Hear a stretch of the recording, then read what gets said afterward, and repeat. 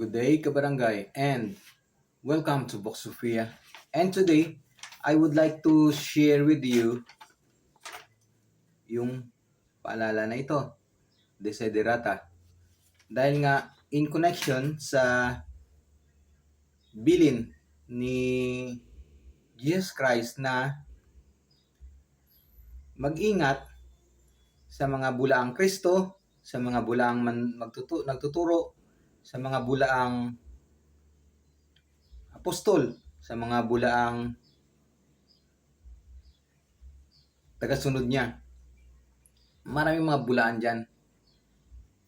At sabi niya, bulaang Kristo rin, mga bulaang Kristo, may babangon daw at magsasalita na mga bulaang tao sa ngalan niya. Kaya mag-ingat, huwag palinlang sa kanila, sabi niya. Dahil nga maraming ililigaw kahit yung mga nahirang na. At sa palagay nyo, paano kaya maiwasan na huwag malinlang ng mga taong ito? May daladalang Biblia na sa kanto nagsisigawan. Paano mo ligtas ang sarili mo sa mga panlilinglang nila? Una, isang magandang sandata ay ang mag-isip-isip. Bago ka mag-isip, magbasa. Kaya nga, isa sa mga paborito kong i-share sa inyo, itong reminder na sabi ni Jesus Christ, talatalasan niyo ang isip ninyo upang huwag malinlang, huwag maligaw. And so, I have this handy desiderata as a reminder for myself, which I am sharing it with you. Sabi, in plain language, hold on, tayo lang ako. And I'll see my third eye. My third and fourth eye is anyway.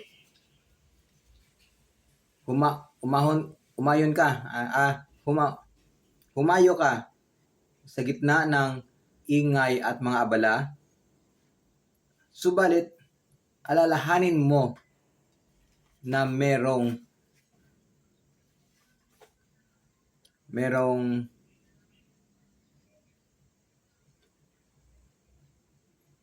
katinuan sa katahimikan. Merong kapanatagan sa katahimikan. So habang araw-araw nakikipagbuno ka sa traffic, maingay, remember na merong paraan na makaiwas sa mga ingay na yon. Pumasok sa sarili mo. Sabi ni Jesus Christ nga, sarado mo yung mga pinto, mga bintana, sarado mo at pumasok ka at magdasal. Ibig sabihin, makipag-commune ka, makipag-isa ka sa iyong sarili, sa iyong Ama na nasa langit, which is nasa loob natin lahat. Yon ang reminder ng desiderata. At hanggat maaari, huwag mong isuko, huwag kang tumigil, maging mabuting makipagtao sa iyong kapwa, makipagtaong mabuti sa iyong mga kapwa. Sabihin mo ang iyong katotohanan, ang iyong opinion na malinaw at malakas. Mahinahon, subalit marunong ka ring makinig sa iba. Dahil yung mga tangaman o ang mga mangmang ay may kani-kaniyang may kwentong sarili. Iwasan ang mga maingay, yung mga dadak ng dadak, mga bobo, tanga, tarantado na mga tao, iwasan mo dahil sila ay lason sa iyong pagkatao. Kung ihambing mo ang iyong sarili sa iba, dalawa ang mangyayari sa iyo. Una, magiging mayabang ka, mapapalalo ka. Sabi mo, ay, napakagaling ko, mas magaling ako. Mas magaling yung aming relihiyon. Ligtas kami sa aming relihiyon kaysa relihiyon ninyo. Kami lang liligtas. Yun ang epekto ng pagiging palalo. Kung yung ihambing ang iyong sarili sa iba, maging palalo ka o palagi kang galit, nainis ka. Ba't ba ganitong buhay ko? Ba't ako yung walang mabuti pa sila? Nakita mo sa Facebook, fried chicken yung ulam. Sa'yo, tuyo. Galit na galit ka kasi tuyo na naman. Tuyo kahapon, tuyo na naman ngayon. Yun, ang sabi ng desiderata, huwag mo nang ihambing ang iyong sarili sa iba. Dahil walang hihigit o mas aba pa sa iyo kundi ang sarili mo. Walang higit pa o mas mababa pa sa pagkatao mo kundi ikaw mismo. Ganon. Kaya, never compare. Kung anong travel mo, kung anong journey mo yon, enjoy it. Kung anong journey ng iba, journey nila yon.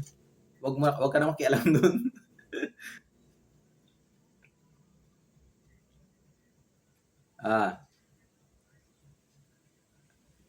Gawin mo na lang daw, sabi, wag mong i-compare, wag mong ihambing sarili mo, rather, i-enjoy mo na lang kung anong mga nakamit mo, ang mga balakin mo sa buhay, enjoy mo na lang. Good vibes pa, di ba? Ganon. Ang paalala ng desiderata. Maging focus sa iyong mga ginagawa. Gaano man ito kaliit, gaano man ito kahiya-hiya sa paningin mo, mag-focus sa iyong ginagawa, sa iyong trabaho. Dahil ika nga, ang mundo ay bilog. Bukas, makalawa, sa ngayon halimbawa ay sa feeling mo ikaw ay mababa, bukas makalawa, ikaw naman ay nasa taas. Ngayon ay pinapatungan ka, bukas makalawa, ikaw ay papatong. Patong talaga. So, just to emphasize na umiikot kasi ang mundo, araw-araw may pagbabago. At sa pagbago niyan, siguradong maaaring ikaw ay nasa ibaba na naman or nasa itaas na naman. Kaya rather, just focus on what you are doing. Huwag mo ikahiya ang iyong ginagawa. Kung iyong trabaho, wag mong ikahiya ang iyong trabaho. Yun lang reminder ni desiderata. Maging maingat sa iyong mga balak sa buhay, sa balak mo sa iyong pera, balak mo sa iyong negosyo, mag-ingat. Dahil marami diyan nakakaibiganin ka dahil sa pera mo, dahil sa impluwensya mo, dahil sa kagwapuhan mo. Yun.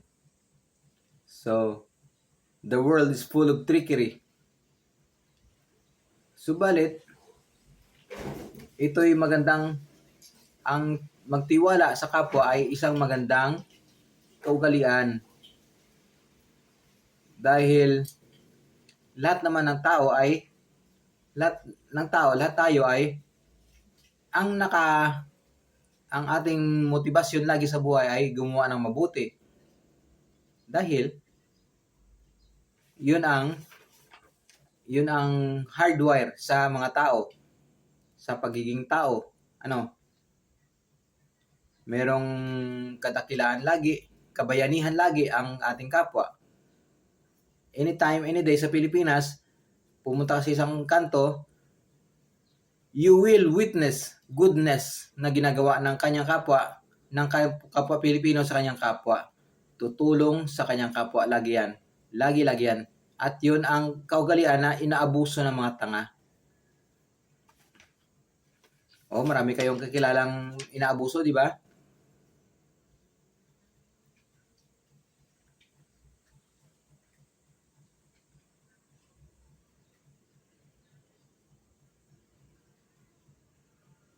Dahil ang kabutihan ng Pilipino,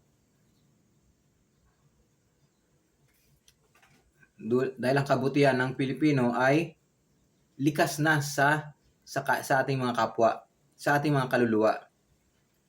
Kaya huwag na huwag mong abusuhin, huwag na huwag kang magkukunwari dahil remember karma. Di ba?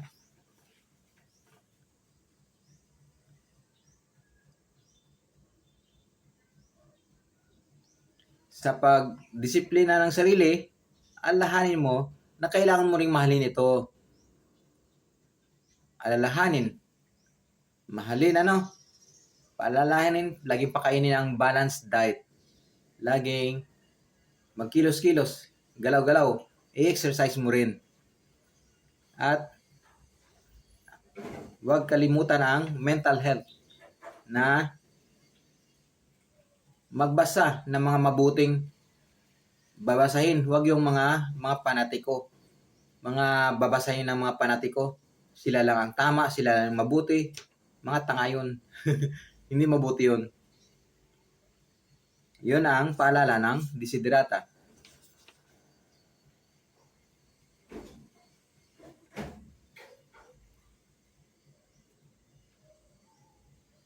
At kung itong pinakamaganda sa lahat, at kung hindi mo pa nararamdaman, ikay mahalaga rin sa mundong ito.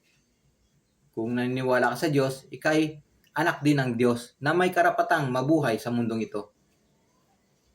Ganda, di ba? So, I like desiderata actually.